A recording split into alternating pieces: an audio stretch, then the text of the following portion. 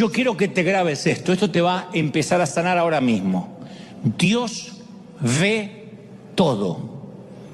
Dios ve todo. Dios ve tu dolor desde que empezó. Como te dije hace un par de domingos, estás en un ambiente controlado, lo creas o no. Dios dijo en Éxodo 3:7, ciertamente yo he visto la opresión que sufre mi pueblo en Egipto. Los he escuchado quejarse de sus capataces. Conozco sus penurias. Yo creo que Moisés estalló en llanto cuando oyó estas palabras. Porque el Creador estaba conmovido, dijo, yo he visto, yo los he oído llorar.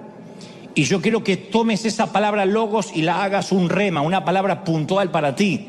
Dios me ha visto llorar por las noches. Dios me ha visto que no puedo dormir. Desde que empezó, Él está observando, Él lo vio. ¿Lo crees de verdad? Él lo vio, lo ve. Sabe que algo te agobia. Y no sé qué sea, una larga enfermedad, una quiebra, un sufrimiento en la familia, confusión en cuanto a tu carrera, depresión inexplicable, una terrible pérdida, una ruptura. Yo quiero que hagas una pausa por un momento y oigas estas palabras que el Creador susurra a tu oído. No te angusties. Yo he visto tu corazón. Yo he visto tu corazón partido. Te he oído por las noches. Te he visto cuando te tiras a orar y no sabes qué decirme. Pero confía en mí. Yo sé lo que estás pasando y te doy mi palabra que me importas. Y me importas mucho y no voy a soltarte. Te estoy viendo, te estoy observando. No te voy a dejar. ¿Cómo te ama el Señor? ¡Aleluya! A veces decimos, Señor, ¿estás viendo? ¿Alguna vez dijiste, ¿estás viendo, Dios?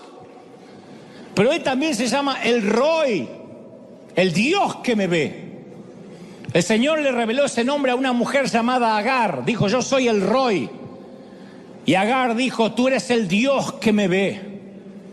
Y dijo después, ¿de verdad he visto a aquel que me ve? En Génesis 16:13. ¿De verdad acabo de ver y acabo de hablar con el Dios que me ve? Una esclava, una mujer que había sido usada como madre sustituta, que de alguna forma habría prestado su vientre, dijo, ¿de verdad Dios me ve? Dios nunca está inconsciente de lo que estamos pasando. Dios sabe cuando lloraste baldes de lágrimas y ni siquiera estabas seguro o segura por qué estabas triste. Nos ve en esos días que la tormenta no cesa. Claro que hay días de marea baja que casi ni buscamos a Dios porque está todo bien. Y cuando uno está en esa zona de marea baja, los niños pueden derramar soda, comida en la alfombra blanca y uno dice, ¡ay! ¿Cuántas veces yo hice lo mismo de pequeño? Perdón. ¡Ay, niño! Es una alfombra. Al cabo es dinero. ¡Oh! Por eso los que son sabios aprenden a atesorar los días de marea baja como regalos que llegan de tanto en tanto. Debo ser el único predicador en el mundo que dirá lo que voy a decir ahora. La vida no son claros con algunas junglas de tanto en tanto. La vida es una jungla con algunos claros de tanto en tanto que hay que saber aprovechar. Aprovecha mientras tus chicos sean chiquitos, aprovéchalos cuando son adolescentes, aprovecha los años altos. Hay momentos que no van a regresar. La vida son batallas, según lo que dijo el Señor, todo el tiempo con algunas treguas, unos momentos para meterte en la trinchera y en medio del barro, de las granadas enemigas que explotan alrededor, tratar de comer una barra de chocolate, tomar aliento para continuar la guerra. Eso es la vida. Yo sé que acá no hay muchos amén ni mucha gente empoderada, pero es la vida. Sin embargo, uno de los peligros de la marea baja, de esos momentos de oasis, es que podemos comenzar a pensar que nos nos lo hemos ganado. Que esos días de sol son un reflejo de nuestra sana doctrina, de nuestra madurez espiritual. Yo tengo esta familia perfecta porque yo oro. Yo tengo un trabajo ideal porque yo tengo una doctrina verdadera. Y ahí podemos empezar a juzgar a aquellos que no están viviendo mareas bajas. Juzgamos a los que viven días de tormenta. Por eso los que viven días de tormenta no quieren hablar. Porque cuando nosotros tenemos un momentito de tranquilidad, empezamos a juzgar a la familia que tiene problemas, a la familia cristiana que tiene problemas con los hijos. Pero fíjate, esos padres cristianos, si fueran verdaderos cristianos, el hijo no andaría haciendo esas babosadas. Fíjate lo que es la hija, parece una loca. No parece una hija de cristiano.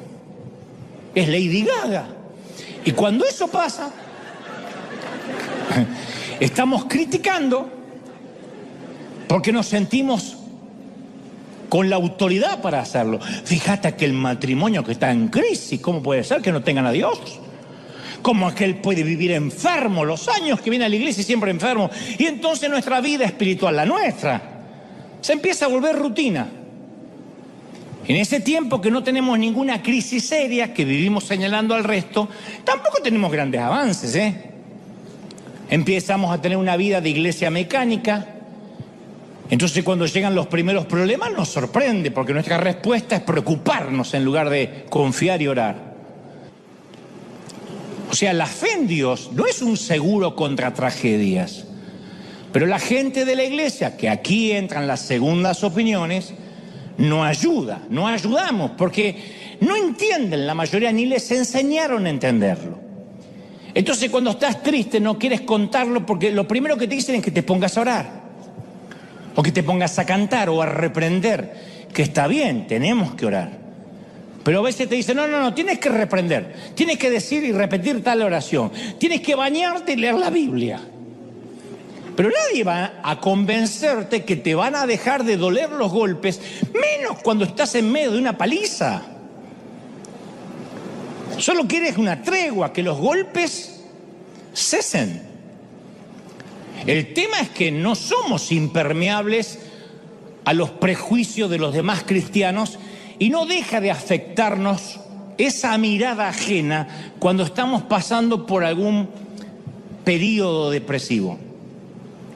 Si se sabe que recibiste un diagnóstico de salud mental o tomas pastillas, seguro que estás con un pecado oculto o endemoniado. Entonces no pides ayuda porque te espanta ser juzgado y diagnosticado. Los prejuicios evangélicos a veces son un gravísimo problema sanitario. Y lo peor, casi nadie nos predica sobre esto. Yo he tenido momentos de tristeza donde me hacían repetir frases ridículas y pretendían creer que mi tristeza se iba a ir por la mañana o pasando al altar. Reprendo la tristeza. No era así. Lo que es peor, te enfermas, llegas al hospital y ¿quiénes llegan? Los traficantes de culpa. Que son peores que Pablo Escobar resucitado. Los traficantes de culpa. Que te dicen, como una vez conté, algo habrás hecho para que estés aquí. Capaz que por algún pecado que no confesaste. O te acusan, no habrás orado lo suficiente. O te dicen la frase tan dolorosa, te está faltando fe. Y lo peor es cuando te lo dice un pastor. Esto te está pasando por haber salido de mi cobertura. Te quitó la cobertura de chocolate y te fregaste. Entonces, es una locura. A priori, no se trata de un castigo de Dios necesariamente. En Lucas 13 le preguntan a Jesús acerca de dos acontecimientos de actualidad que se ve que era la discusión local del momento. Uno era un hecho en el cual unos soldados romanos asesinaron a miembros de una minoría religiosa. El otro hecho fue un accidente que se desplomó una torre en los tiempos de Jesús y se desplomó y mató 18 personas. Habían salido seguramente en el periódico local, en el Jerusalem Post. Y aquellos judíos del siglo I le preguntan a Jesús acerca de lo que hoy vendría a ser el equivalente. ¿Por qué los cristianos se mueren de COVID? ¿O por qué se mueren de cáncer? ¿O por qué niños, hijos de cristianos, a veces tienen un accidente? ¿O se enferman? Y la respuesta de Jesús, que relata Lucas 13, es brillante. Él dice, ¿ustedes piensan que esos galileos, por haber sufrido así, están hablando de los que fueron asesinados por los romanos y aquellos que murieron bajo el desplome de una torre? Dice, ¿ustedes creen que esos que murieron, esos galileos, eran más pecadores que todos los demás? No, les digo que no. ¿O piensan que aquellos 18 que fueron aplastados por la torre de Siloé eran más culpables que todos los demás habitantes de Jerusalén? Les digo que no, dice Jesús.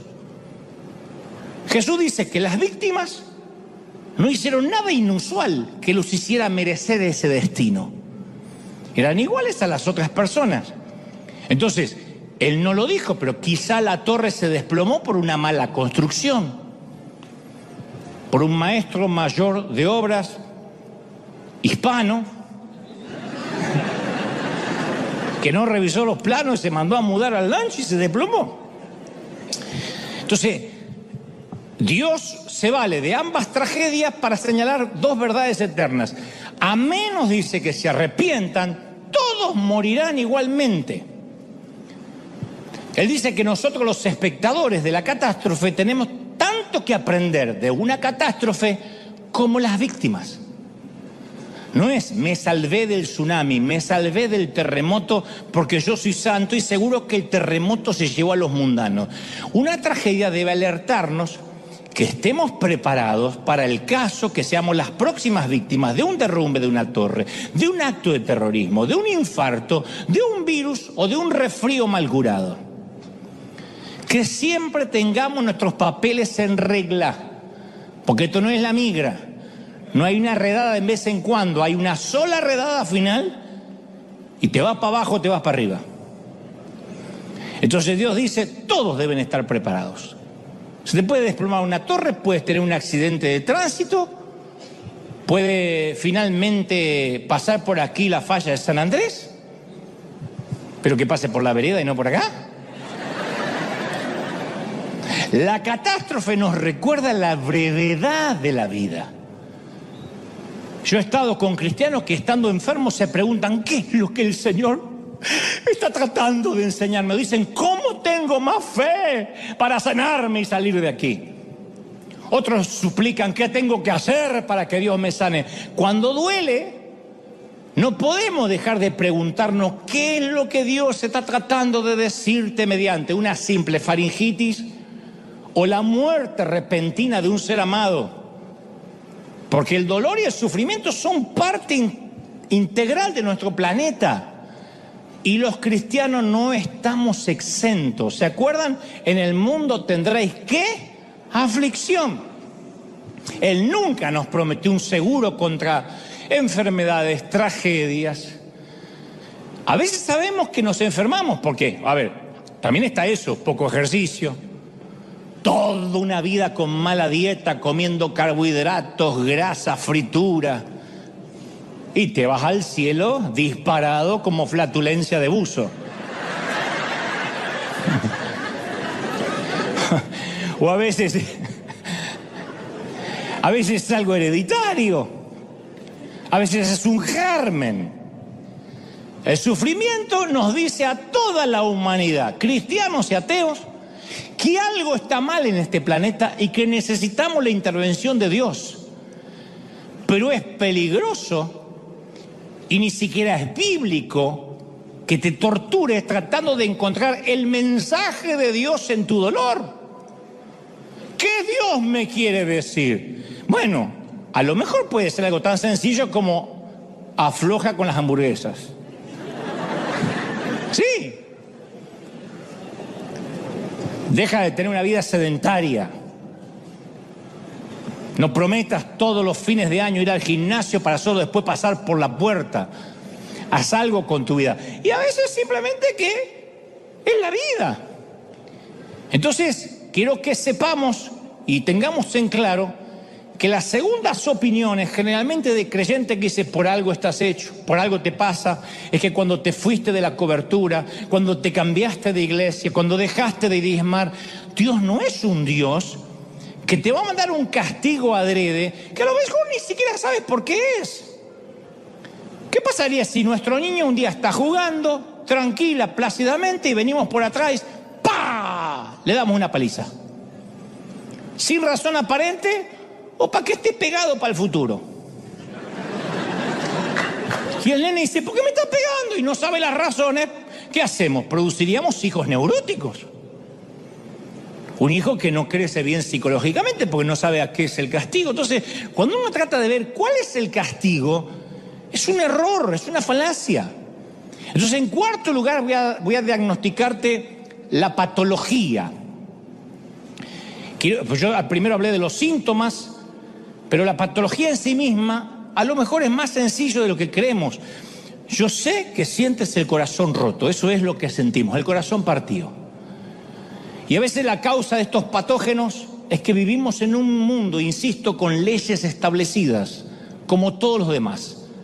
Y en nuestro ámbito cristiano hay dos grandes errores. El primer gran error es cuando, insisto, atribuimos todo el sufrimiento a Dios y lo consideramos como un castigo. Si vives así vas a vivir amargado. Nadie nos queremos ni siquiera resfriar. No queremos que nuestros hijos tengan fiebre. Pero ¿qué padre no tuvo un hijo con fiebre? Y si vas a decir, ¿por qué Dios permite la fiebre? Porque es niño, porque la fiebre existe y porque se tiene que afiebrar. Y porque a lo mejor, como decían las viejas de antes, ahí es cuando crece.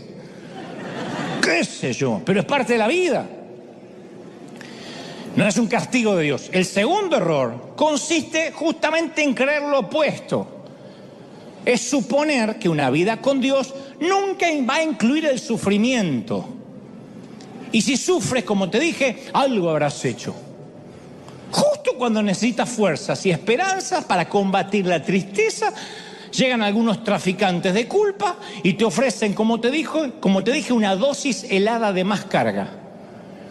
Y cuando el corazón duele, ya tienes tus propias dudas. Porque el sufrimiento, ¿qué hace? Nos lleva a cuestionar nuestro sistema de creencias, nuestras convicciones más íntimas. Pero el corazón no duele por las arrugas. El corazón empieza a sentirse partido cuando vemos que estamos envejeciendo y no hemos logrado lo que nos propusimos cuando jóvenes.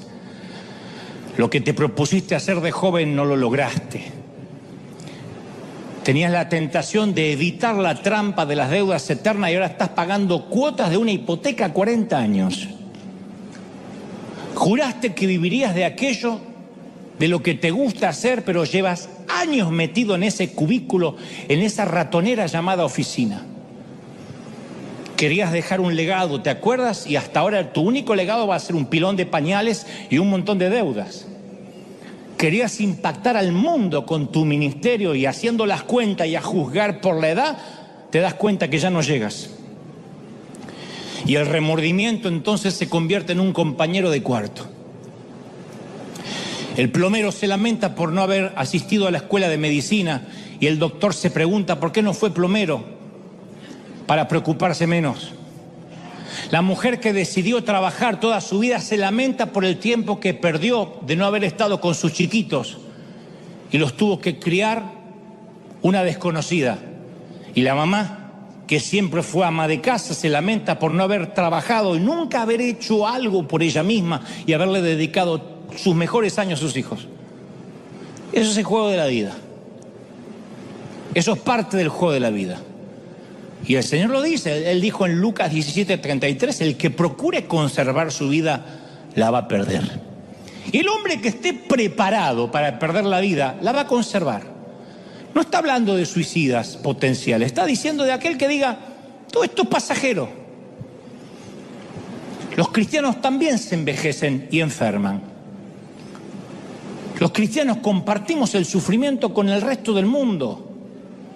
Y el énfasis moderno en la sanidad divina tiene el efecto secundario de hacer creer que aquellos que no son sanados sientan que Dios los pasó por alto o no los ama tanto.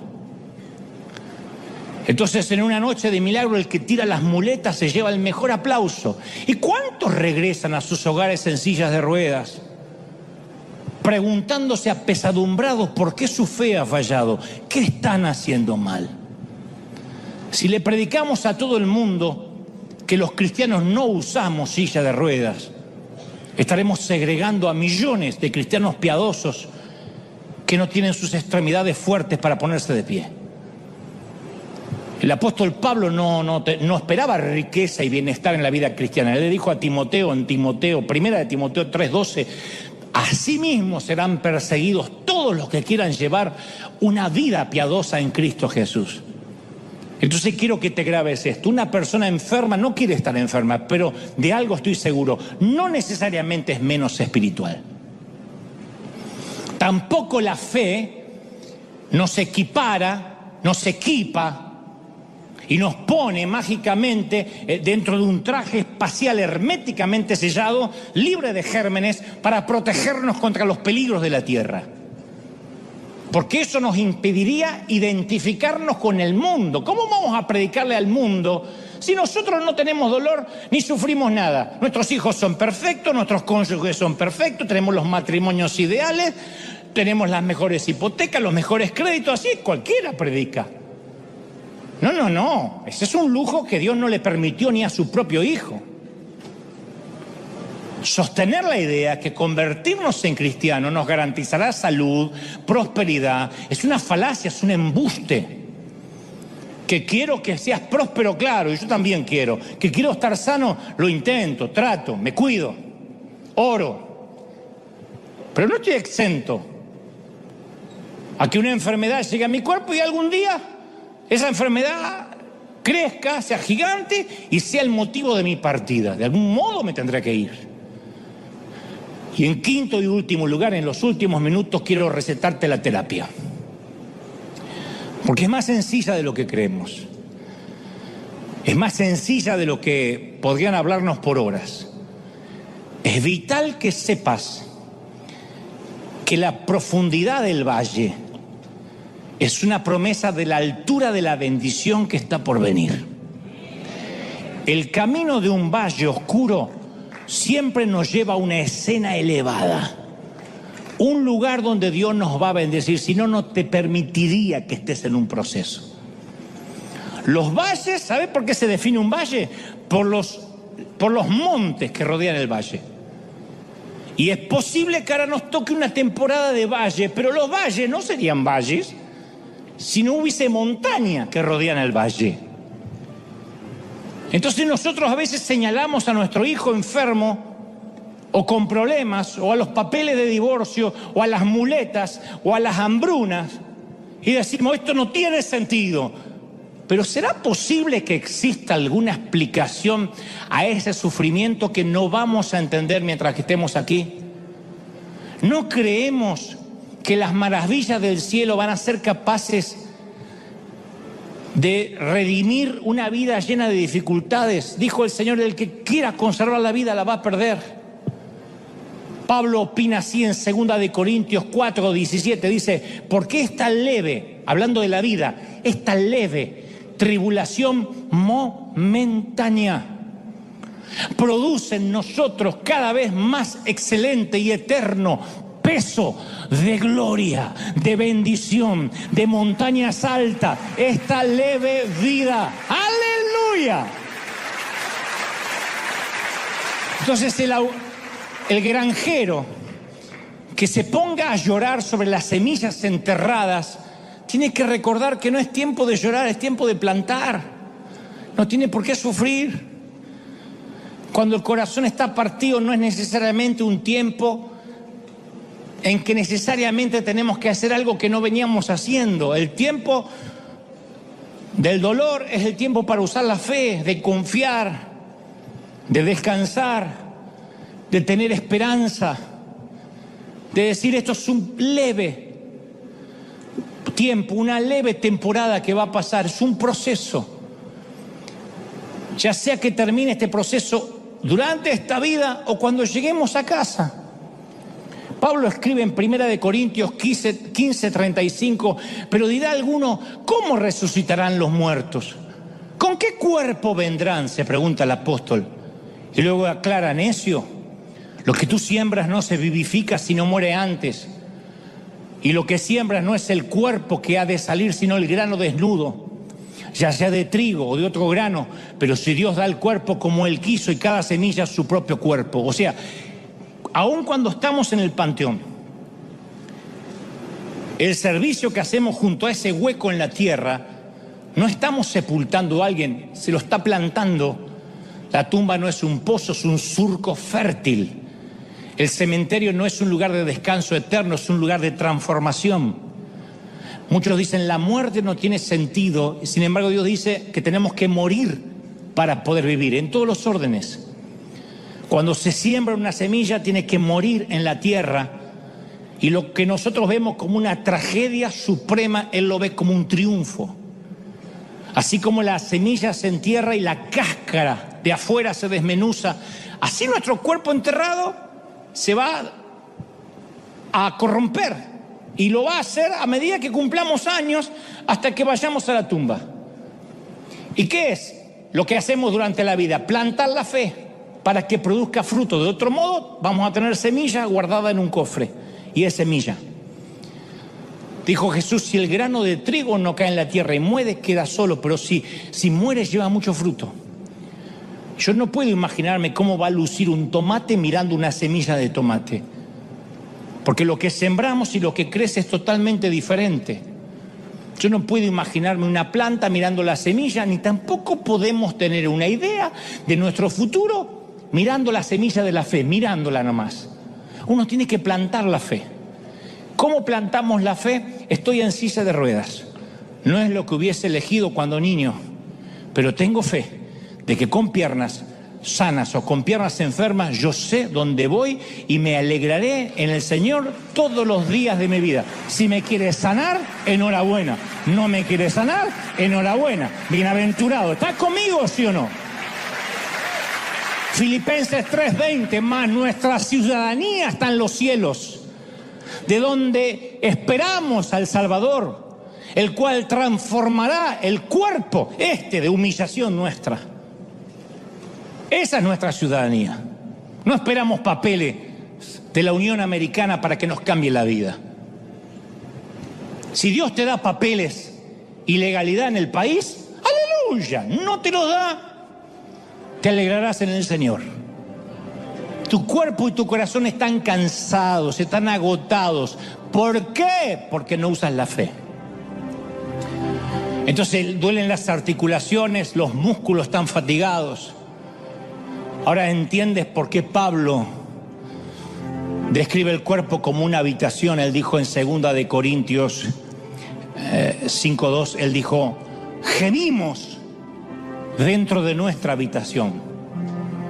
A lo mejor tu habitación estaba acostumbrada a ser robusta, fuerte, y el tiempo pasó, las tormentas arreciaron y a ese viejo cascarón se le han hecho algunas averías. Entumecida por el frío y azotada por el viento, tu habitación ya no es tan fuerte como alguna vez lo fue cuando joven. O a lo mejor tu habitación nunca fue fuerte. Tu vista nunca fue buena. Tu oído nunca fue muy claro. Tu corazón nunca fue muy resistente. Capaz que toda tu vida fuiste muy sensible y la mayoría de las cosas que a los demás ni le afectan, a ti te liquidan. La sensibilidad es un don de Dios, es un regalo de Dios. Añade tristeza, pero es un regalo de Dios. Tal vez tu andar nunca fue muy vigoroso y has visto a otros como dan por sentada su buena salud y tú nunca la has tenido. Sillas de ruedas, muletas, visitas regulares al médico, operación en la rodilla, cuartos de hospital, agujas, estetoscopios, diálisis, sueros intravenosos. Darías cualquier cosa por un solo día con el cuerpo saludable. Y mira lo que dice la versión de la Biblia de Jerusalén acerca de las mismas palabras de Pablo, eso de dentro del cuerpo de la humillación. Él dijo, Él transfigurará estos cuerpos miserables en copias del cuerpo glorioso de Cristo.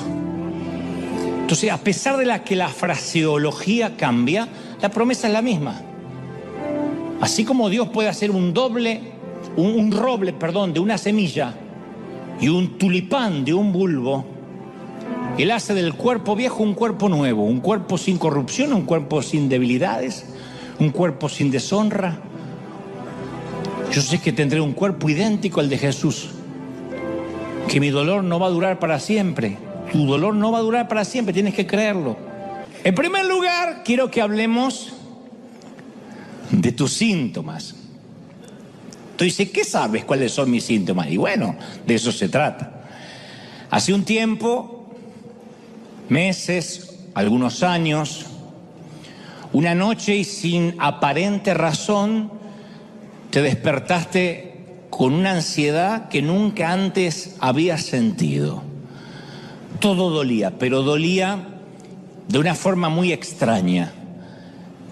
Recuerda que cuando comenzó fue una sensación como de malestar, de inquietud, una especie de inquietud, pero que después se transformó en algo omnipresente, que te acompaña donde vayas, se queda contigo, hagas lo que hagas. Sientes que algo no va bien, aunque no lo puedes identificar exactamente, no sabes qué es lo que no va bien, pero es un estado de desasosiego que te quita la paz. Una infelicidad, una tristeza que no se marcha y que a veces hasta te enturbia los momentos que sí son agradables. Este mensaje va para aquellos que perdieron la risa, la carcajada y no saben por qué. Yo le llamo esa importante e insoportable sensación de querer que todo se termine, que el presente desaparezca, que las cosas cambien. Hay un displacer que te empieza a roer las entrañas y dejaste de descansar. Y de todos los síntomas, este es el más cruel, porque cuando dejas de descansar, dejas de dormir, y cuando dejas de dormir, por ende, dejas de soñar. Al menos antes huías de ti mismo por las noches. Decías, cierro los ojos y no me levanto más. Pero cuando pierdes el descanso, no hay 8, 9 ni 10 horas que te repongan de la fatiga del alma. Y entonces uno siente que no hay tregua, que tu mente no para. Este mensaje va para aquellos que dicen, mi mente no para de imaginar cosas, de sentir cosas negativas, estoy estresado, tengo temores. Y no puedes desconectarte de tus propios pensamientos, que es lo más difícil. No logras escapar de ese extraño malestar. Al principio dejas de disfrutar, nada te satisface, después todo te irrita, y cuando te das cuenta tienes el cuerpo de un zombi. Si bien te congregas, vienes a la iglesia, te mueves como un zombi, porque es una suerte de callosidad emocional, almática, espiritual. No digo necesariamente tu diagnóstico es que vives en depresión. Estoy hablando de aquellos que están viviendo una angustia, una tristeza. Y esa callosidad produce insensibilidad, que es proporcional a lo profundo del pozo que te encuentras. Porque cuanto más hundido estás, menos sientes. Cuanto más te desgarras por dentro, más te desconectas por fuera. Y con la capacidad de sentir, también se marchan tus energías. Esas fuerzas, adrenalina que antes tenía para comenzar un lunes por la mañana y decir, me queda una semana fructífera, ahora te arrastras, reptas toda la semana para llegar otra vez al sábado o al domingo. Y tu vida empieza a andar en piloto automático. Limpias la casa, haces las compras, vas a trabajar, tus hijos te hablan, pero no estás ahí. Sientes dolor en el pecho, en la cabeza, en las entrañas, pero te duele de una forma completamente diferente a cualquier dolor físico que alguna vez hayas experimentado. Es el dolor del alma. no se deja comprender fácil y tampoco tiene una solución inmediata. Esto no se resuelve reprendiendo necesariamente un espíritu. Y no estás consciente de que algo anda plenamente mal hasta que algo se rompe en tu interior. Y luego, una mañana como esta, una tarde, una noche, según como me estén viendo a la hora que sea en otras partes del mundo, oyes este mensaje y la sospecha que tenías se convierte en certeza. Diagnóstico: tienes el corazón partido. O como diría el apóstol Alejandro, tienes el corazón partido. Que me va a entregar sus emociones, que me va a pedir que nunca la abandone. Pues yo no sé que todos están cantando para que se la saquen de encima ya de una vez. ¿Quién me tapará esta noche si hace frío? ¿Quién me va a curar el corazón partido? ¿Se acuerda? ¿El corito lo conoce? ¿Quién llenará de primaveras este enero y bajará la luna para que juguemos? Pero no es una canción romántica esto, ni es una metáfora de los años 90. Estoy hablando de que de verdad estamos rotos por dentro algunos y a veces no tenemos la menor idea de cómo repararnos. No tienes la menor idea de cómo repararte porque te niegas a pensar que tienes una enfermedad y te avergüenza contarle lo que te pasa a otros cristianos, que esto es lo peor. Pero la padeces, estás triste y esto no se soluciona con un par de suturas, ni con que te oren, imponiéndote las manos. Ojalá fuera así de fácil. Con todo placer. En mi caso podría orar por todos aquellos que dicen yo tengo el corazón partido. Pero no lo es. Porque ¿cómo reparas algo que sabes que está dañado, pero no sabes cómo se dañó ni en dónde? Porque una cosa es decir, tengo el corazón roto por un desengaño amoroso, por una traición de un amigo, pero estoy hablando de la otra sensación, que puede tener o no razones su origen, pero aún así dice, yo no sé por qué estoy en este bucle de tristeza. Y dices, ¿cómo sé si tengo que rendirme a esta nueva normalidad o resistir y pelear?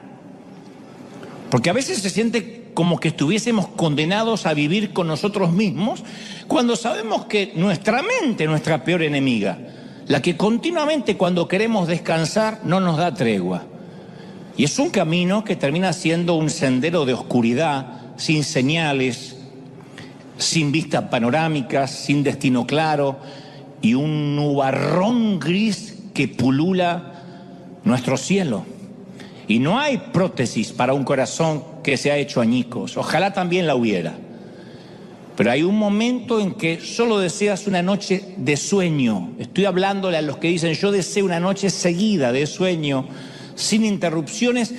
Y lo que es mejor, que por la mañana tenga ganas de levantarme. Como cuando parecía que todo era feliz. Como cuando saltabas de la cama. Porque te puedes mudar. Puedes cambiar de empleo, puedes cambiar de cónyuge, incluso de iglesia.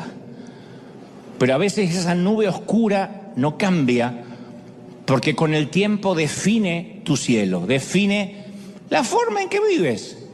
Y es una agonía casi a nivel arterial. Literalmente, el síndrome del corazón partido existe. Es casi una presión arterial. Uno siente que está viviendo un invierno acerbo, áspero, interminable, como si nos hubiésemos mudado a la Antártida.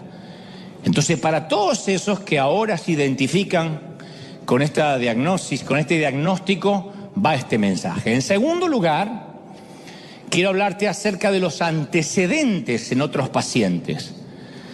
Porque cuando uno tiene esta tristeza que no se va, uno tiende a pensar la falacia, la mentira, que uno es el primero. Pero no eres ni el primero ni el último. Lo que tienes es una condición humana, estás atravesando una temporada difícil y esas temporadas difíciles, esos inviernos no respetan la estatura espiritual de nadie. Muchísimos cristianos héroes, íntegros, piadosos, han sufrido el síndrome del corazón roto. El profeta Elías en un momento teme por su propia vida, después ya no le importa su propia vida y ora y dice: Señor, llévame a casa. Elías pedía la eutanasia, pedía que Dios lo matara. Llévame a casa, yo al final no soy mejor ni siquiera que mis padres. Por favor, toma mi vida. Y luego termina diciendo: todo lo que hice ha sido en vano. Primera de Reyes 19:4. Elías, el hombre de Dios que oró para que descendiera fuego del cielo, se siente tan deprimido que quiere morirse. Quiere que Dios lo mate. David estaba tan desalentado, habló del rey David, del salmista, que quería tener alas y volar como pájaro. ¿Quiénes no se han identificado con David? David lo dijo: ¿quién me diera alas como de paloma? Me iría lejos, viviría en el desierto, lejos de todo, dijo en el Salmo 55:6.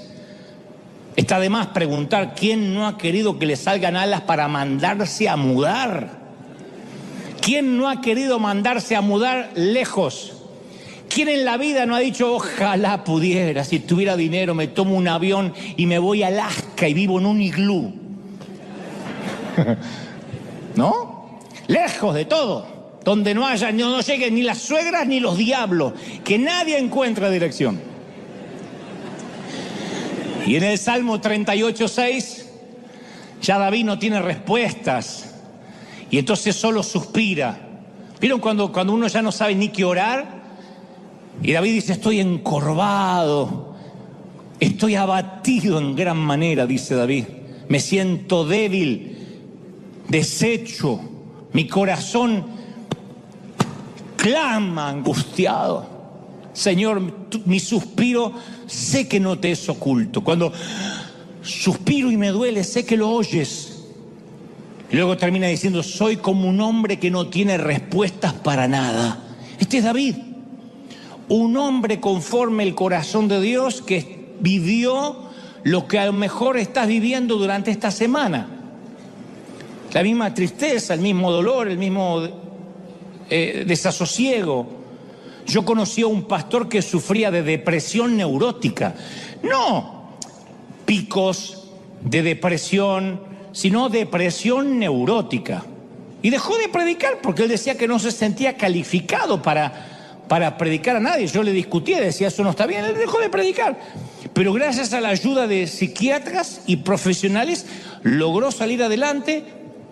Pero él dice que hasta el día de hoy no puede bajar la guardia. Dice, él suele decir: yo tomo un medicamento que me limpia la basura que por las noches se me acumula en los canales de mi cerebro y me da la posibilidad de un nuevo comienzo, de una nueva gracia cada mañana. Pero por ahora me toca tragar la píldora agradeciendo a Dios. Tuvo que ir a buscar ayuda profesional, porque a veces pensamos que un medicamento, que la quimioterapia, que la diálisis, que la insulina, que los antidepresivos, que las pastillas para el colesterol son una señal de una fe débil en Dios. A veces nos juzgamos y decimos: no me digas que dependés de la insulina o de la pastilla para la diabetes. Pero esas cosas no son un sustituto de Dios. Porque también están los doctores a los que Dios les da la sabiduría para que hacen la sinapsis y estudian los neurotransmisores cerebrales para que funcionen bien. Yo leía que a veces se originan alteraciones en las sales químicas del cerebro. Eso es parte de la humanidad. Tengo un amigo predicador también que una vez me contó, dice: todo se trata de sales que a veces, según cómo nos sacudimos, se nos mezclan. Pobre Nando, cuando canta acá se le debe mezclar todas las sales. Pero a veces, fuera de toda broma, cuando esas sales se mezclan, esas sales químicas, a las personas caen en depresión y el cerebro se inflama, merma el tamaño del hipocampo y afecta las emociones y produce altos niveles de estrés, de miedo.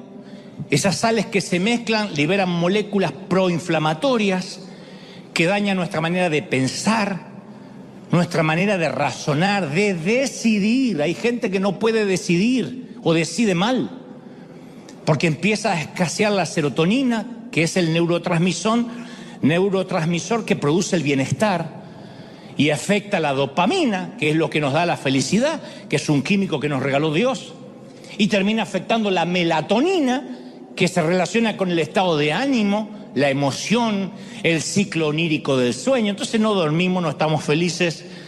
Por eso insisto, tal vez a veces para algunos la debilidad sea el rehusar la ayuda que Dios te está ofreciendo. Yo no descarto el poder de Dios y hablaré de eso en instantes, solo que digo que hay gente que necesita una ayuda porque realmente le está afectando físicamente. Yo conocí a muchos cristianos orgullosos de decir, yo jamás en mi vida pisé un hospital. Y cuando van a uno, van en ambulancia, en medio de un infarto agudo de miocardio, ya llega medio muerto, cuando pisa el hospital lo estrenan y de ahí no salen más. Entonces, la debilidad a veces puede ser el orgullo de no querer ser diagnosticados, de no querer ser ayudados, tratados. Hasta los pastores, los líderes necesitamos ayuda. Porque en esta generación se espera que los pastores sean todos accesibles, humildes, perfectos, íntegros. Y si un pastor no está a la altura de las expectativas, se lo critica con ferocidad, se lo liquida públicamente en la plaza pública de las redes. Y posiblemente nunca te vas a dar cuenta de lo que vive un líder, un pastor en privado. Oren por sus pastores en donde quiera que me estén viendo, mirando, oren por sus líderes, oren por sus ministros, respáldenlos, ayúdenlos, no los critiquen, no murmuren, respáldenlos, sostengan a los hombres y mujeres de Dios. Porque a ver, aun cuando no seas un pastor o no seas un líder, cada cristiano tiene un llamado. Cada cristiano tiene un propósito. Y el enemigo tiene la enmienda de interrumpir ese llamado y ese propósito. El enemigo tiene la intención de frenar el impacto de lo que Dios quiere hacer a través de nosotros, para que creamos que Dios nos abandonó. Pero los conflictos internos y el corazón partido son una confirmación de que eres llamado. Quiero que esto te lo grabes en tu corazón. Que te duela el corazón a veces, que a veces estés triste, es una confirmación que hay un propósito, porque el enemigo solo pelea con los que significan una amenaza. Él no pierde tiempo con los que no tienen propósito. ¿Estamos de acuerdo? Hay propósito. Como suelo decir, si tú no tienes un choque frontal con el diablo de tanto en tanto, es que se debe a que vas en la misma dirección que él. Uno tiene que chocar. Si uno no choca es porque él está contento contigo y dice, no, este no lo molesto de los míos. Pero si chocas contra él y de repente viene una tristeza que te embarga, no es que estás endemoniado, no es que te agarró un espíritu, significa que estás en buena compañía con Elías, con Moisés, con David y con tantos que en un momento se sintieron que no iban a poder alcanzar su propósito. Entonces el diagnóstico es una tristeza aguda que parece que no se va, un dolor en el corazón, una sensación de zozobra. Luego te hice ver o vimos juntos de que muchos pasaron por lo mismo y están pasando por lo mismo. Algunos simulan más que otros, pero la mayoría tiene o tuvo esas temporadas de tristeza. Porque hemos creído como que si alguien se deprime o está triste es porque no tiene fe, porque no ama a Dios. No, simplemente que son temporadas que tienen que pasar. Salomón dividió la vida en 28 tiempos, 28 temporadas que no son las únicas. Pero entre esas temporadas está el tiempo de llorar, el tiempo de recoger cosecha y el tiempo de no recoger nada. Es parte de la vida. Entonces, en tercer lugar, yo quiero hablarte de las segundas opiniones. Porque yo sé que cuando alguien te da un diagnóstico, dice, me gustaría consultar segundas opiniones. Que es como otros ven la temporada que estás viviendo. ¿Y por qué viene a cuento una segunda opinión? Porque es muy común que cuando estamos atravesando este tipo de patología,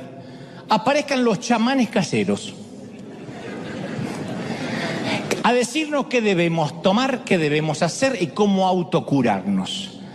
Y cuando uno tiene ese desorden de déficit espiritual, cuando uno deja de orar, deja de buscar a Dios y cree que en modo automático va a seguir siendo hijo de Dios, Dios tiene que irrumpir y tiene que decir: tengo en tu contra, como le dijo a Éfeso, que has abandonado tu primer amor. Tengo en tu contra que ya no estás enamorado de mí como antes. Ya no me lo vienes a decir. Tengo en tu contra que te acostumbraste. Entonces, ¿por qué Dios no nos da marea baja los 7 días de la semana, los 365 días del año? Porque Dios quiere enseñarnos que en esas temporadas de tormenta y de angustia son las oportunidades para que crezcamos, para que dependamos de Dios. El no saber qué va a pasar no significa que estemos condenados de por vida a la ansiedad. Más bien significa que nos exige tener fe que Dios tiene todo bajo control. ¡Aleluya! Fe de que Él tiene la solución. Ahora, si estás buscando certidumbre, saber todo, está fregado.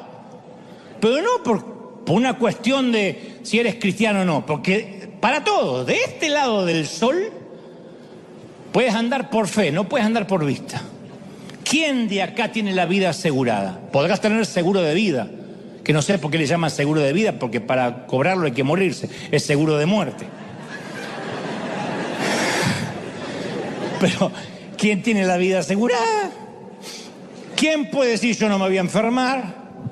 ¿Quién puede decir jamás voy a tener un accidente, jamás se me va a caer una torre encima, un piano? ¿Quién? Pero todos queremos ser capaces de predecir. Por eso se llenan las iglesias donde los predicadores dicen: te voy a empoderar y vas a ser un campeón y te va a ir siempre bien y lo que toques será de bendición. Porque la gente quiere usar la Biblia como horóscopo. ¿Qué horóscopo? Los que escriben horóscopos son unos timadores, todos. Pero ¿qué horóscopo te va a decir? Sagitario, hoy te vas a quebrar una pierna. Ninguno. Hoy encontrarás al amor de tu vida. Cáncer, sal con fe, que encontrarás algo en el camino. Y por ahí pisas una defecación de perro. Eso es lo que encontraste en el camino. Pero deseamos tener el control.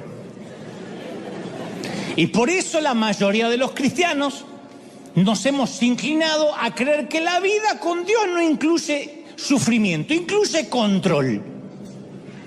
Por eso decimos: ¿cómo puede ser que estoy sufriendo si yo nunca dejé de diezmar? Si yo no entiendo, dice la gente. Porque la mayoría creemos que tenemos un acuerdo contractual con Dios. Algo como: prometo ser un buen cristiano, una persona decente, y a cambio Dios va a salvar a mi hijo, va a sanar a mi esposa, va a cuidar de mi trabajo. Pero cuando Dios no satisface nuestras expectativas, quedamos girando en un torbellino de preguntas, de perplejidad, de dubitación. Incluso cuando las cosas van mal, algunos se olvidan cuando las cosas le fueron bien. Yo me acuerdo de las palabras de José al faraón cuando dice: después llegarán 7 años de hambre tan intensa que hará olvidar a todos de la prosperidad de Egipto. El hambre destruirá la tierra, faraón. La hambruna será tan grave que borrará el recuerdo de los años buenos. Que le pase a una nación está bien, tiene sentido. Que le pase a un hijo de Dios que se olvide todo lo bueno que Dios le dio por una temporada de invierno, es una ridiculez.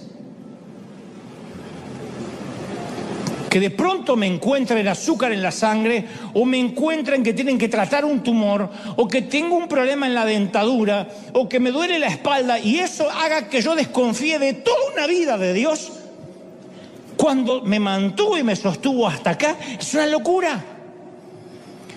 José vio en su sueño ambas épocas, la abundancia y la escasez, y ambas bajo jurisdicción divina. Ambas, Dios estaba sentado en el trono. ¿No es eso lo que Dios promete en Romanos 8:28? Y sabemos que los que aman a Dios, todas las cosas. ¿Qué es todas las cosas? El supermercado lleno y buscando empleo. Ayudan a bien. ¿Cuántos lo creen? Todas las cosas. Entonces, Dios está en la quinceañera y en el panteón, en el cementerio. Si no, no tenemos vida. Seríamos todos inmortales de este lado del sol. Dios está cuando buscamos empleo y cuando gastamos en un gran mercado. Pero el final es lo que redime una historia plagada de drama, como en las películas. Sino, ¿qué le queda para los cristianos en Irán, en Pakistán, en Uganda? Que difícilmente van a creer en una teología de prosperidad y de vida feliz. ¿Tienes artritis en las coyunturas? En el cielo no la vas a tener. ¿Tienes un cáncer destruyendo el sistema? En el cielo no existe el cáncer. ¿Está débil tu corazón? En el cielo será fuerte. Se desconectan tus pensamientos, te está fallando la memoria y te asusta. Tu nuevo cuerpo viene en el pack, en el combo, con una mente nueva. Parece que tu cuerpo está más cercano a la muerte. Es posible, de hecho lo está. La mayoría estamos más cerca de la tumba que de la cuna. Y a menos que Cristo venga antes, tu cuerpo, mi cuerpo serán sepultados.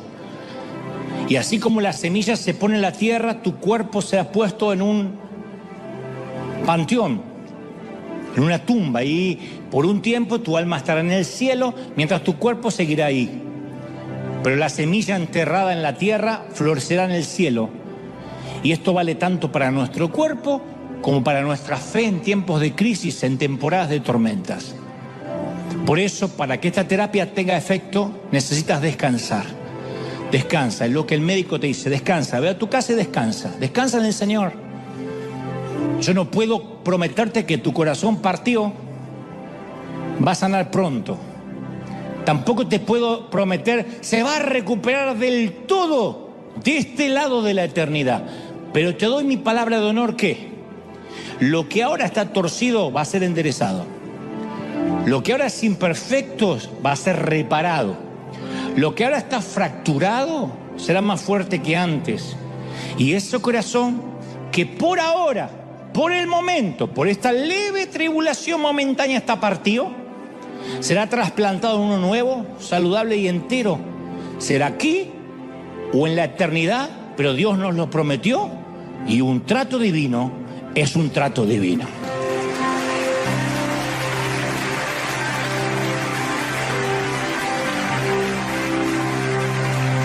Dale un aplauso al Rey, dale un aplauso al Rey. Celebra al Rey de Reyes. Vamos, si te has puesto de pie, dale un aplauso grande al Señor para celebrar de que Él ha hablado, de que el gran médico nos ha tocado, de que el gran especialista nos ha bendecido. ¡Uy! ¡Vamos, vamos, vamos! ¡Celebra, celebra al Rey! ¡Aleluya! ¡Bendito eres! ¡Bendito eres! Alguien tiene que aplaudir y celebrar más que eso. Dios ha hablado. El Señor ha hablado hoy. ¿Lo pueden sentir? ¡Wow! Ayúdame a orar con la gente del resto del mundo. Di conmigo, Señor Jesús, entra en mi corazón, perdona mis pecados, anota mi nombre en el libro de la vida. Gracias, Señor. Ahora levanten la mano todos los que tengan el corazón partido, el corazón dolido. Levanten las manos todos. Aquí en momento vamos a adorar a Dios unos últimos minutos más. Sé que la inversión lo valdrá. Allí en el resto, yo quiero orar por los que están en casa ahora, por los que se unen a esta casa llena aquí en River Arena. Estoy orando por los que tienen el corazón dolido, por los que no pueden más, por los que quieren bajar los brazos. Dice el Señor, no te rindas. Estás viviendo los últimos días de la crisis. ¿Recuerdan las mamis que han estado embarazadas? Los meses más difíciles cuando ya no podías acostarte ni dormir cuando ni siquiera podías retener tu orina, cuando tenías, no sé, tantas semanas, 8, 9 meses, y decías, ya no puedo más, ya no puedo más. Pero eso no era el significado de que las cosas estaban empeorando, sino que los días del parto se acercaban, los días del nacimiento estaban cerca, y cuanto más incomodidad tenías, más cerca estabas de tu sueño. Y el Señor dice, no reniegues, porque el corazón partido habla de propósito, habla que te estoy preparando para la temporada que viene, y la temporada que viene vas a necesitar ser fuerte, vas a necesitar resiliencia. El Señor viene hablando hace 2, 3 semanas acerca de tolerar, de capacitarse, de resistir, de levantar los muros de resistencia. El umbral tiene que crecer. Señor, no me saques, no me traigas en un nacimiento prematuro. No quiero tener un nacimiento de un 7 mesino, 8 mesino. No quiero tener a alguien en la incubadora. Quiero un nacimiento genuino, saludable. Tómate el tiempo que tengas que tomar, Señor, pero haz de mí como el alfarero. Hazme de vuelta, transfórmame, levanta las manos y adora. Dile al Señor, Señor, transforma mi vida. Impresionante. Transforma mi vida hoy, aquí, ahora. Y sea lo que sea que tenga que pasar, yo te doy gracias. Agradece porque la sanidad viene, y agradece si la sanidad se tarda o nunca llega. Agradece por la deuda. Dile, Señor, no es que yo quiera vivir así, pero perdona si he dudado de tu fe, de la confianza, de si mi fe ha flaqueado. Perdona si he dudado de ti. Tú sigues estando en el trono. Yo soy, dice el Señor, el que va a sanar tu corazón partido, el que va a tratar con él, que va a tratar con él, que va a tratar con él, que va a tratar con él, que va a tratar con él, que va a tratar con él, que va a tratar con él. El cansado se sienta en silencio y hasta con vergüenza, con pudor. Y hoy aquí hay muchos sentados junto al arroyo de Besor, muchos. No estoy diciendo que no eres un guerrero, no estoy diciendo que nunca peleaste batallas. Claro que lo eres, caramba que eres un guerrero o una guerrera. Pero si estás en la lista de los que no pueden más, necesitas saber que a veces está bien descansar. A veces está bien no continuar otra batalla. Todo lo que tiene que hacer ahora, la palabra que quiero que te lleves es recupera fuerzas. No pelees, no vayas a otra batalla.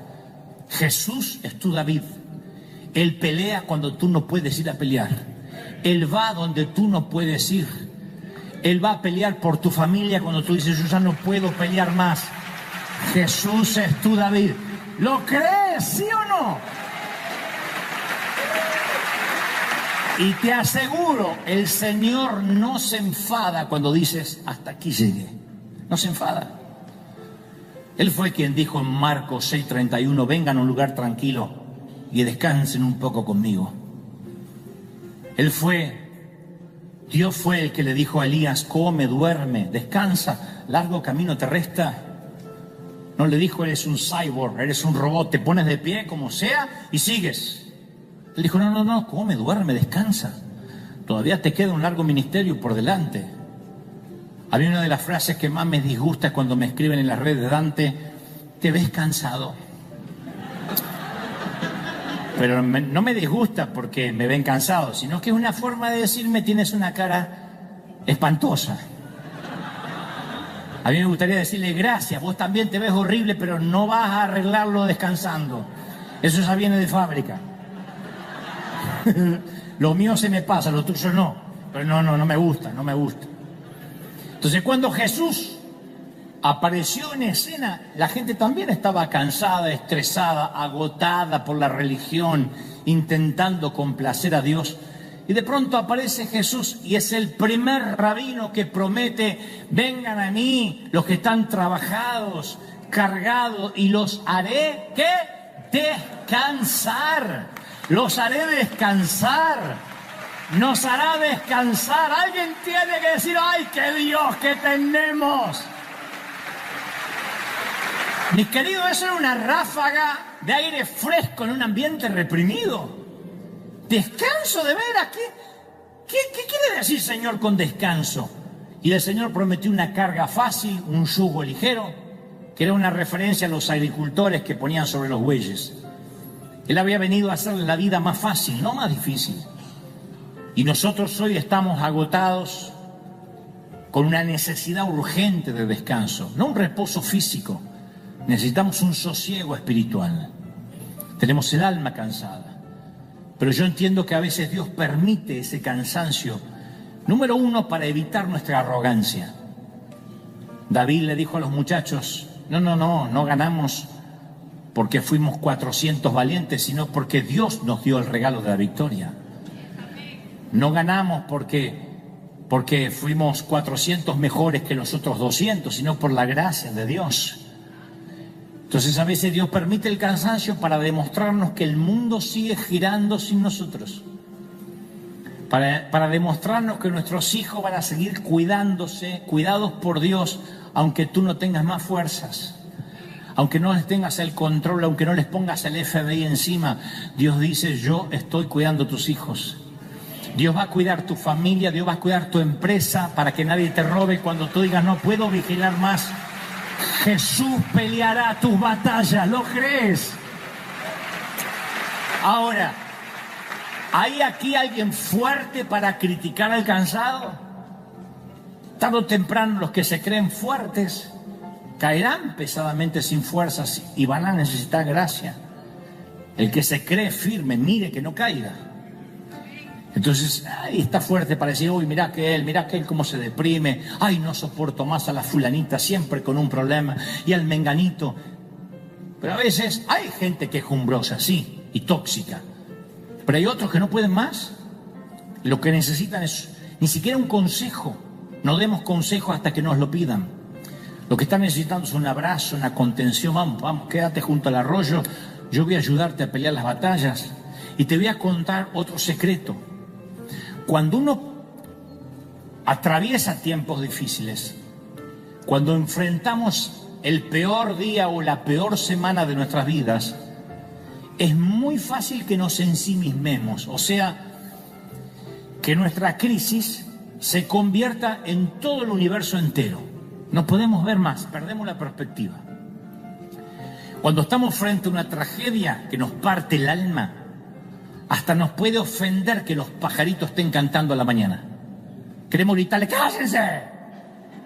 ¿No ven que no es tiempo de cantar? Cuando estamos en una crisis, queremos que el mundo se dé cuenta que estamos en crisis, pero el mundo sigue andando. Podemos salir del cementerio y vamos a escuchar gente que está celebrando por ganar un partido de fútbol. De verdad. Mientras que nosotros celebramos porque ganamos o pasamos de fase o llegamos a una final, hay gente que en este momento está en el cementerio y no puede entender cómo alguien, ¡ah!, cuando dice, puede ser.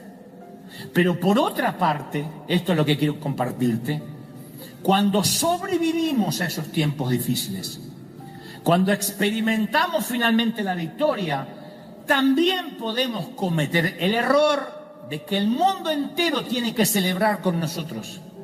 Ese es el mayor error de los cristianos. Pensamos que todo funeral tiene que ser cancelado en el nombre del Señor, que toda lágrima tiene que secarse en el nombre de Jesucristo. Reprendemos al cansado, no soportamos al que está triste. Hermano, ¿y dónde está el gozo del Señor?, le decimos a alguien que acaba de enterrar un ser querido. A alguien que está esperando el parte médico de las 7 de la tarde porque tiene un hijo internado. ¿Dónde está el gozo del Señor? Pero tenemos que entender que los funerales no se cancelan y las lágrimas de quienes precisamente ahora mismo están viviendo el peor día se siguen derramando. El juego de la vida continúa y lo que tenemos que aprender, especialmente nosotros los cristianos, es que no somos el ombligo, el tapón del océano. Cuando Dios nos permita recuperar todo como hizo David, no es para que digamos, vamos, todo el mundo a celebrar, es para regresar al campamento y ayudar a quienes no tuvieron la fuerza ni siquiera para pelear por su propia familia. Si Dios nos permite obtener un botín, no juzguemos a quienes están exhaustos junto al arroyo, porque algún día también estaremos junto a ese arroyo. Y yo estoy seguro que Dios permite las experiencias dolorosas en nuestra vida para que podamos comprender con empatía y aliviar el dolor ajeno. De otro modo nunca vamos a tener empatía. Hay gente aquí que conoce por experiencia personal el dolor de la pobreza. Yo sé que hay gente acá que se ha ido con dolor de barriga por el hambre a la cama, cuando niño, cuando joven o de adulto. O han tenido que separar la comida para que los hijos no se den cuenta que no alcanzaba para ti. Otros han vivido la agonía de la adicción. No te puedo decir, eres un adicto endemoniado. Yo sé lo que puede ser la agonía de una adicción. La devastación del divorcio, la puñalada de la traición, la vergüenza de las deudas, la desesperación del fracaso. Hay gente que ha tenido dolor del alma por una pérdida. Y sé también que la gracia de Dios te sacó adelante, ¿sí o no? Pero ten por seguro, oigan, que Dios no lo hizo solo para ti, sino para que seas un agente de gracia en la vida de otros, para que entiendas cuando otros digan no puedo más, para que no juzguemos. Y te cuento rápido otra historia. Entre las aventuras de Sansón, ¿se acuerdan de Sansón? Está la experiencia de ser atacado por un león. Imagino que debe ser una experiencia desagradable, pero se nos dice que el Espíritu del Señor cayó sobre Sansón y despedazó al león solo con sus manos. Y algunos días después Sansón regresó donde el león lo había atacado. Ahí estaba el cadáver y encontró un enjambre de abejas que habían formado una colmena llena de miel dentro del esqueleto del león, dentro de la carcasa del león. Sansón llenó sus manos con miel y lo compartió con sus padres. A mí me gusta eso, porque cuando el león lo atacó, Sansón tenía las manos vacías, ahora las tiene llenas de miel. Sansón no se guardó la miel para sí, se la dio a otros. Sansón hasta hizo un acertijo con este episodio. En Jueces 14:14 él dice: del devorador salió comida y del fuerte salió dulzura.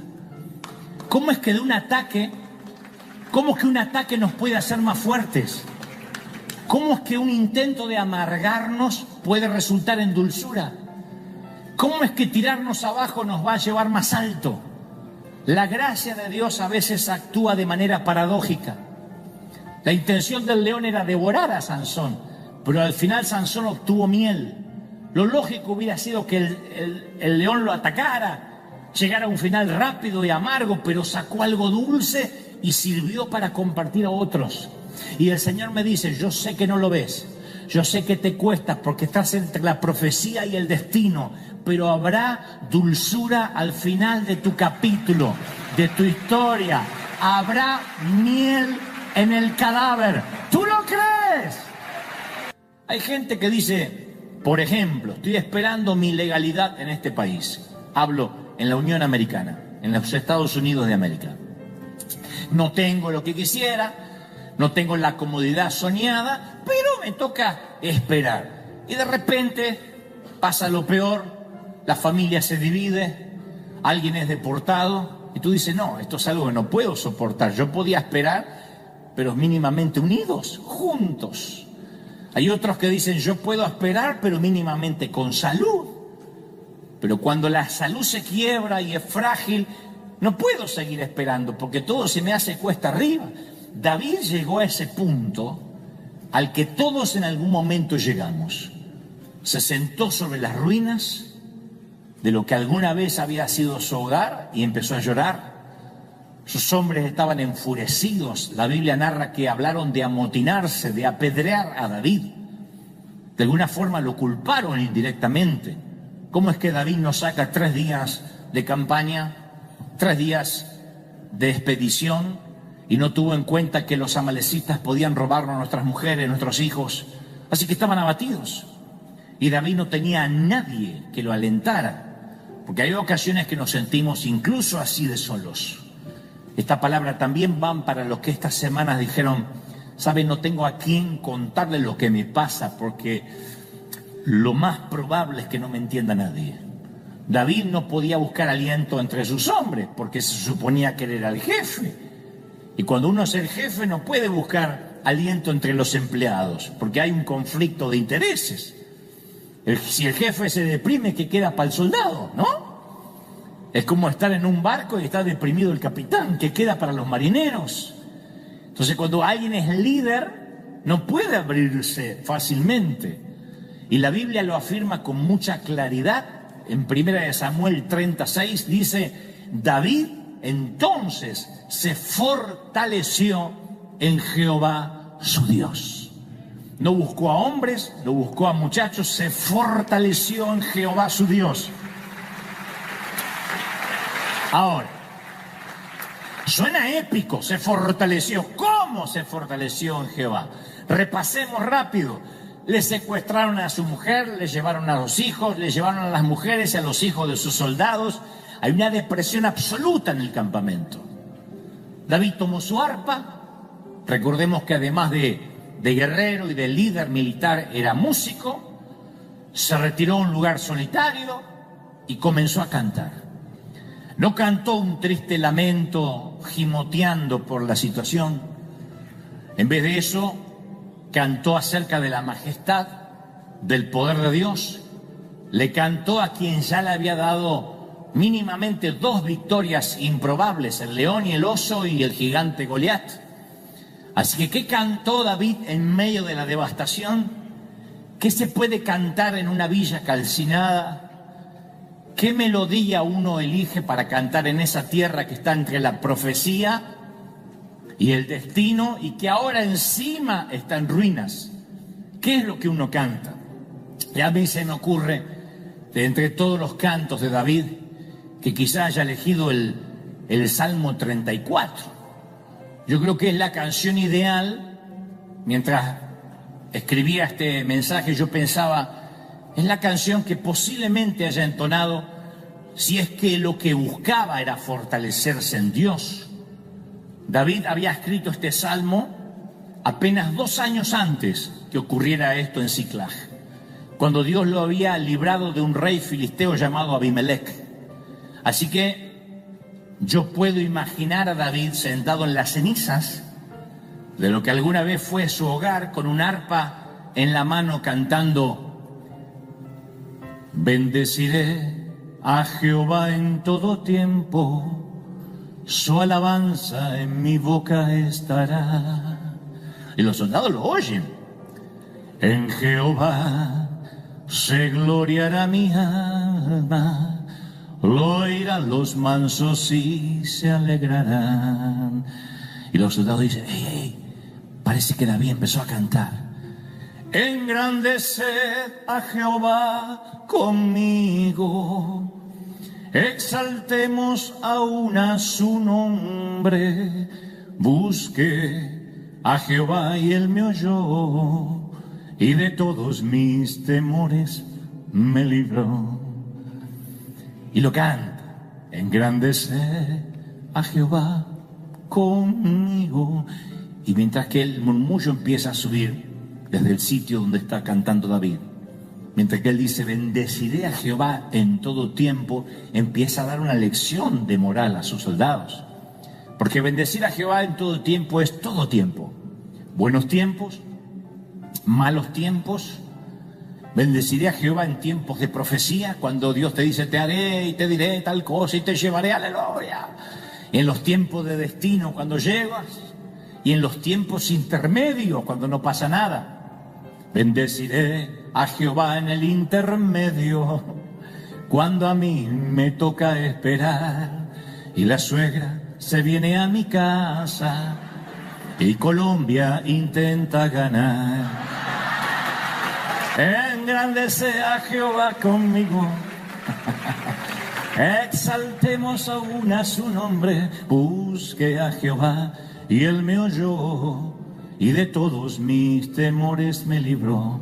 Él dice: su alabanza en mi boca estará. Me gusta eso.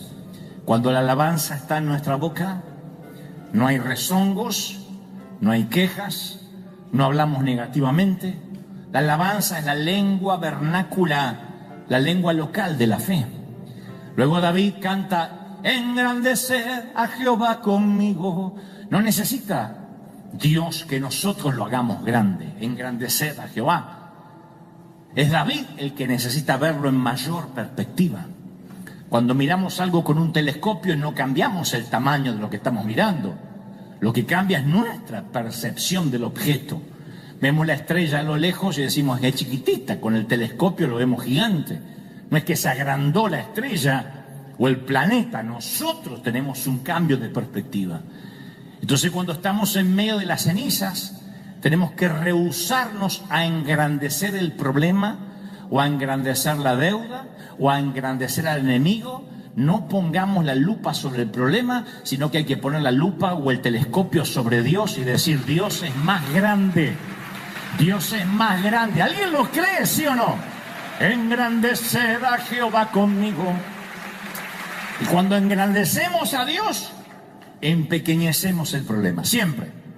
Y mientras David cantaba, le sobrevino un cambio. Eso es lo que ocurre en la adoración. Por eso es que adoramos. Por eso es que cantamos.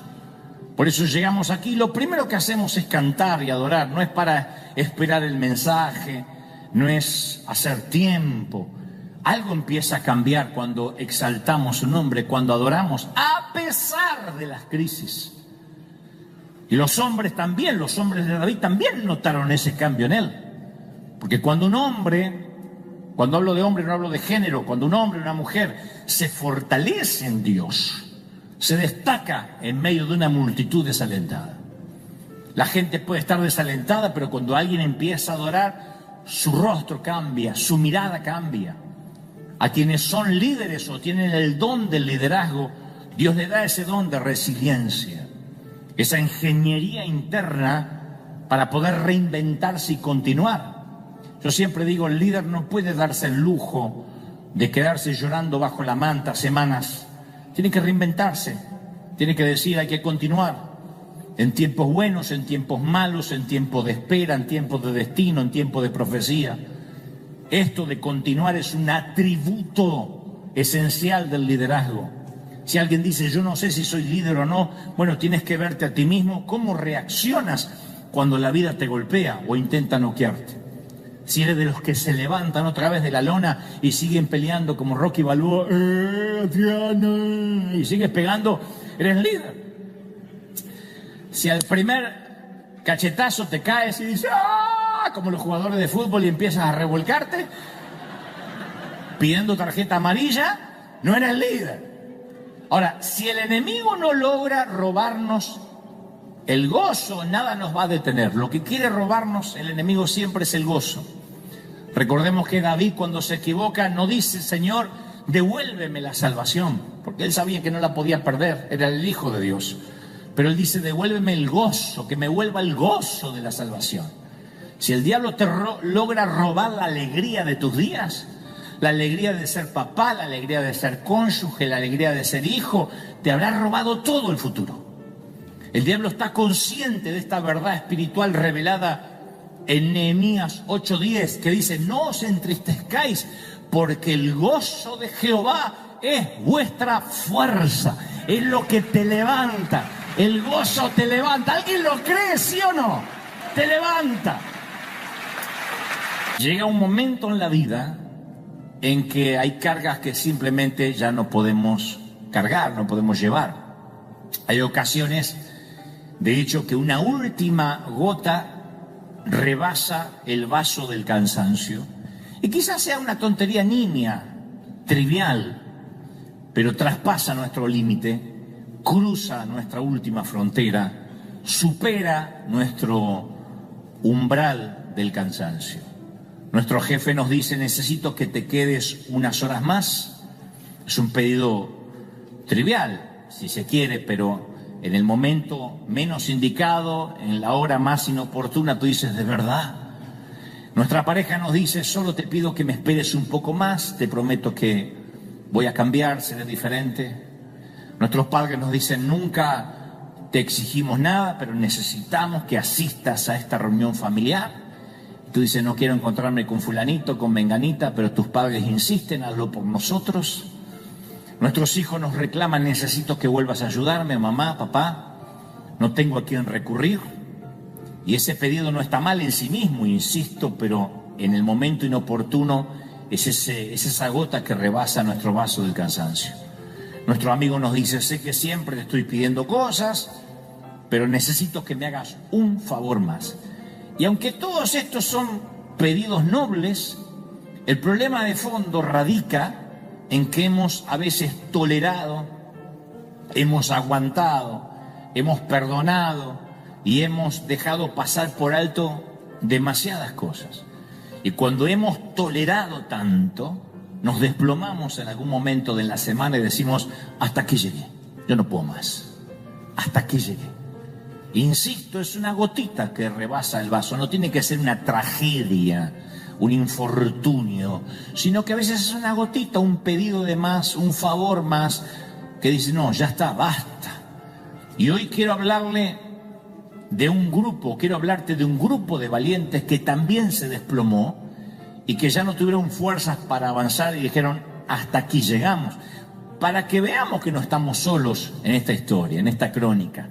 Como suele decir una amiga, quedaron en coma mental y no pudieron ya pensar, no pudieron ver más allá, no pudieron visionar. Lograron salir adelante, pero con mucho esfuerzo, pero dijeron hasta aquí llegamos. Y la revelación de esta historia es la asombrosa actitud que tiene Dios para con la gente que llega al límite de sus fuerzas.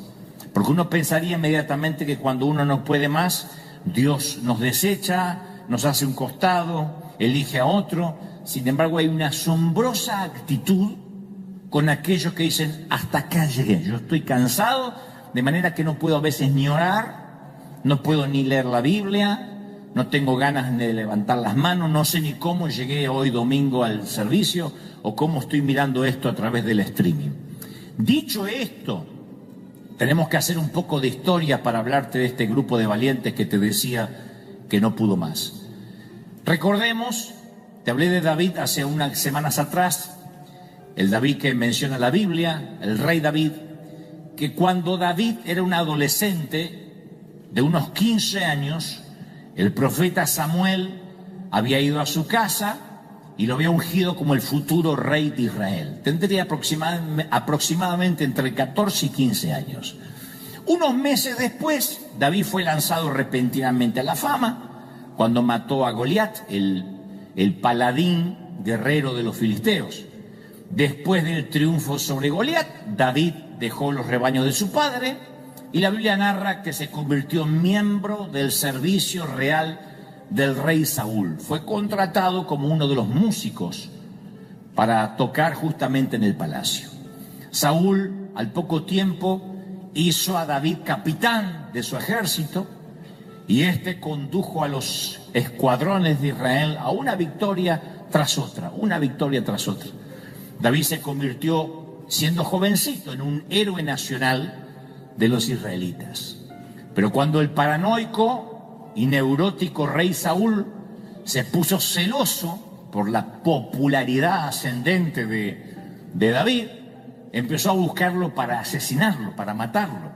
Y David se vio obligado a vagar por las laderas de las montañas de Judea con su banda mercenaria de 600 hombres que lo seguían. Era un rebelde, un proscripto de la ley. Durante ese tiempo, cuando David esperaba el cumplimiento de la profecía que sería el próximo rey, insisto, recordemos que Samuel dijo, tú serás el rey sobre Israel, y derramó aceite sobre él cuando tenía 15 años. Así que mientras que él espera el cumplimiento de esa profecía, él y sus hombres, 600 forajidos, que la Biblia describe como desalmados, pobres, menesterosos, se hicieron sus guerreros, establecieron su hogar en una ciudad llamada Siclag, al sur de Judea. Siclag. Para ese entonces David, se presume, tendría 29 años de edad. Muchacho. David sus hombres y sus respectivas familias se asentaron en este sitio llamado Siclag por el periodo de 1 año y 4 meses. Y este dato que voy a darte ahora no es menor, porque es determinante para que luego entendamos el cansancio de alguno de sus hombres. Siclag era un lugar provisorio para David. No era Belén, el lugar donde él había comenzado, ni tampoco era Jerusalén, Sión, el lugar de su destino. Siclag era la tierra intermedia, la tierra para esperar el cumplimiento de la profecía. Y todos en primera instancia pasamos un tiempo en Siclag, y me consta que hay gente aquí pasando un tiempo en Siclag, que no es el lugar donde venimos, no es el lugar donde nacimos, no son nuestras raíces, pero tampoco es el lugar a donde vamos. Representa Siclag la temporada en la que vamos a estar por un tiempo de preparación, a veces de prueba, de crisis, de entrenamiento, pero es cuando uno está en la temporada de la mitad. Siclag es o representa o tipifica el lugar que nos toca esperar entre la profecía y el destino. Todos tenemos una palabra profética, aunque no la recuerdes específicamente de un pastor, de un profeta, pero todos tenemos una palabra de Dios, algo que sabemos que Dios va a hacer con nosotros. Y después tenemos el destino, cuando sabemos que eso se va a cumplir. Pero entre la profecía y el destino, si es que Dios nos quiere para una asignación grande, no hay manera de evitar la temporada de espera, no hay manera de evitar Siclag. Si lo que queremos es algo grande de Dios, voy a hacer una pregunta casi retórica: ¿cuántos queremos una asignación grande de Dios? ¿Sí o no? Bueno, hay 3 o 4. ¿Cuántos quieren una asignación grande de Dios? ¿Sí o no? Claro. Entonces, va a haber un tiempo de espera entre la profecía y el destino. Es el sitio donde nos toca esperar. Y no se puede hacer nada más que eso. Confiar en que Dios está al control. Entre la profecía y el destino puede ser entre la promesa de la sanidad y la sanidad. Entre la promesa de que vamos a prosperar y la prosperidad libre de deudas. Entre la promesa que Dios nos va a usar y el tiempo que Dios nos va a usar. Entre la promesa que nuestra familia va a estar bien y el tiempo en que vamos a estar unidos. ¿Me siguen, sí o no? La profecía y el destino. En esa temporada es cuando uno se siente cerca del cumplimiento, pero a veces hay días, hay semanas que uno se siente lejos del cumplimiento. Y está en la misma tierra intermedia.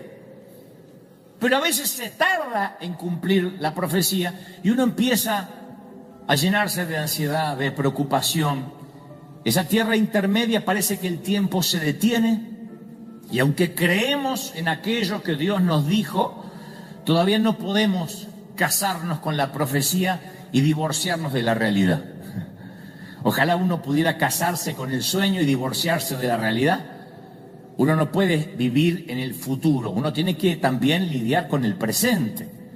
Hay gente que dice: yo sé y Dios me prometió que voy a tener una gran empresa, una gran compañía. Mientras tanto, hay una realidad, hay que salir a trabajar todos los días, ¿sí o no? Uno puede decir: Dios me prometió que yo viajaría por las naciones, mientras tanto me toca hacer esto. Por eso uno no puede, insisto, casarse con el sueño y divorciarse de la realidad. Uno tiene que convivir con ambas. Hay una traducción que dice: tened por mucha alegría cuando atravesáis una prueba. Mucha alegría, no dice te pongas triste, estate tirado ahí, no, da lástima, no, tened por mucha alegría, mucho gozo. O sea que el gozo es una decisión intencional contra todo instinto. Uno no tiene ganas de tener gozo cuando está en crisis. Pero Santiago dice: no dejemos que las emociones nos gobiernen, sino que nosotros gobernemos las emociones. Somos los gobernantes del reino de nuestra alma. Nosotros decimos: yo tengo que gozarme, engrandeceré a Jehová, bendeciré a Jehová, aunque esté en medio de las ruinas, Aunque esté sentado sobre las cenizas, voy a intentar fortalecerme en Dios. ¿Cómo uno se fortalece en Dios? Adorando, orando, cantando. Alguien que dice, pero yo no sé ni qué orar de tan triste que estoy. Bueno, puede cantar un salmo. Engrandecer a Jehová conmigo. Algo empieza a cambiar cuando uno empieza a engrandecer a Dios. Cuando uno empieza a ver lo grande que es Dios. En una ocasión Jesús le dijo a Pedro, vas a ser zarandeado. Satanás pidió para zarandearte como a trigo. Una de las formas que el trigo se zarandea es colocándolo sobre un tamiz y sacudiéndolo sobre un colador, una suerte de colador, y sacudiéndolo violentamente. Pero otra forma, que lo usan mucho en la India, es sacudir el grano en el aire, aprovechando la corriente de aire fuerte, porque la paja es algo inconsistente, pero el trigo tiene sustancia. Y cuando se arroja el trigo al aire, el viento lleva las pajas, pero el grano limpio cae en tierra. Entonces se hace una suerte de tamiz natural. Esto es lo que ocurre en una crisis. Esto es lo que algunos hoy están viviendo. Algunas personas son solo paja, pero no se dan cuenta hasta que son zarandeados. Hay gente que habla como si tuviera fe, pero viene una tormenta y resulta que eran solo paja llevada por el viento. Y dejan de orar y dejan de congregarse y dejan de cantar y dejan de adorar. David sabe que el objetivo de esta prueba es transformarla en testimonio, que prevalezca el grano de la fe. Y esa es la palabra que yo tengo también para esta mañana o esta tarde. Dios va a hacer que prevalezca el grano de tu fe. Va a sacar lo que no sirve, va a sacar lo que estorba y el grano de la fe va a prevalecer. Mis queridos, sin prueba no hay historia. Sin prueba no hay historia. Lo diré otra vez, sin prueba no hay historia. Y David, en medio de una Siclag devastada, ora al Señor. Luego de cantar, ora y le pregunta al Señor, Señor, ¿debo perseguir a esta banda que se llevó a las familias nuestras? Luego le pregunta, ¿los voy a alcanzar? Porque no quería desperdiciar recursos. Y el Señor le responde, persíguelos. Vas a alcanzarlo y rescatarás a los cautivos. Había un propósito. Ustedes dirán, ¿y por qué Dios no se lo evitó? Por la misma razón que cuando Satanás pide a Pedro para zarandearlo como a trigo, Jesús dice, no te atrevas a tocar a mi hijo. Por la misma razón. Le va a hacer bien al petulante de Pedro que se le caiga un poquito la paja y que quede el grano. Le va a hacer bien a David ir a por las mujeres, por los hijos, porque además tengo un botín preparado para él. Era la manera que Dios tenía para bendecir a David y sus hombres. La cosa es que cuando Dios le dice, ve y persíguelo, lo vas a alcanzar, vas a rescatar los rehenes, además traerás tesoros. David reúne a su infantería y se encaminan a la persecución de los amalecitas. Vamos a por ellos. Salen en una misión de rescate por los rehenes. Obviamente todo el mundo quiere ir, pero aquí es donde sucede algo extraño y muy singular. Primera de Samuel 39 relata que partió David, él y sus 600 hombres, y llegaron hasta un torrente, hasta un arroyo llamado Besor, donde se quedaron algunos en ese arroyo.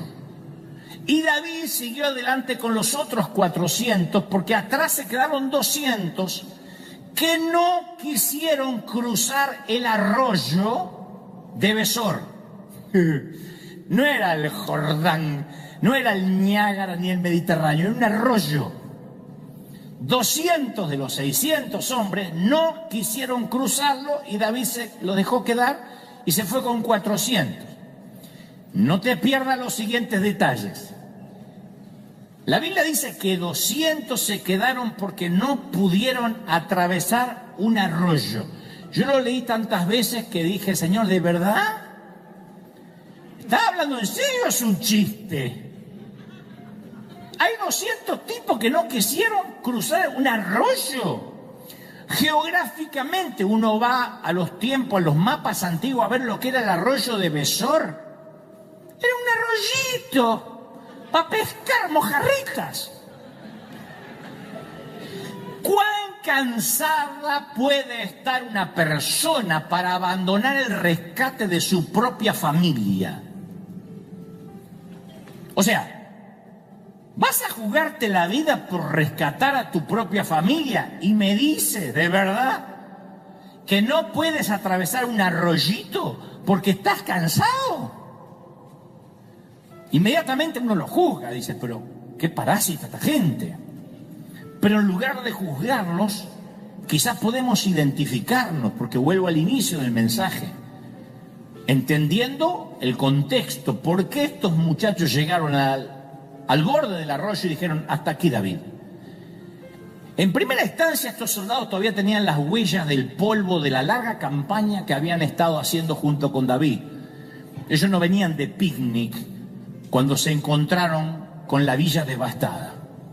Habían ido 3 días a pelear, a batallar. Saben ahora que tienen que seguir, mientras que tenían algunos planificados tomarse 3-4 días para descansar, un baño de sal en los pies, meterse en el spa, irse a la pedicura. Ahora tienen que salir sin pensar a rescatar a sus familias. Pero llegaron a ese punto que te hablé al inicio del mensaje, que hay ocasiones que una última gota rebasa el vaso del cansancio. Algo chiquitito, aunque sea pequeño, pero traspasa nuestro límite. Yo sé que a muchos les ha pasado esto y les está pasando. Cruza tu última frontera de resiliencia. Supera nuestro umbral del cansancio. Y el llegar a casa de una campaña por el desierto y encontrar que secuestraron a tu familia fue el colmo para esos muchachos. De alguna forma no solo cuestionan el liderazgo de David, sino que cuestionan dónde está Dios, que es la pregunta que uno se hace cuando sirve al Señor, cuando ama al Señor, cuando nunca faltó a la iglesia, cuando hace de todo y sentimos que la salud no nos acompaña, que tenemos que abandonar la casa por falta de pago, que nos van a demandar por quién sabe qué cosa. Ahí es cuando uno emocionalmente dice, no, basta, ya no puedo más. Estos muchachos habían tocado fondo, ya no más. Y ahora mismo yo sé que hay gente viviendo esa instancia aquí, hoy, en la congregación. Buena gente, eres piadoso, aunque puedes que seas de Colombia, pero Dios te ama igual. Temeroso de Dios. Pero en este mismo instante la fatiga del alma te consume. Y te sientes golpeado, exhausto, abatido. Tanto que no puedes juntar las fuerzas necesarias ni para salvar a tu propia sangre. Hay gente que dice, yo, pastor, no lucho más por la familia. Dante, yo no lucho más, ni por mi matrimonio, ni por mis hijos. Y uno dice, pero qué hombre desalmado, pero qué mujer que no tiene empatía. ¿Qué clase de madre es? Este es el episodio bíblico que entiende a esas personas. No es que te cansaste de ser buena madre, no es que te agarró un demonio, significa que no puedes más. Has hecho todo lo que sabías hacer, has orado como se supone que te enseñaron, has cantado, has hecho todo lo que a tu criterio dieron tus fuerzas, tu mente, tus ganas, y dices, no puedo más, ya no lucho más, ya no peleo.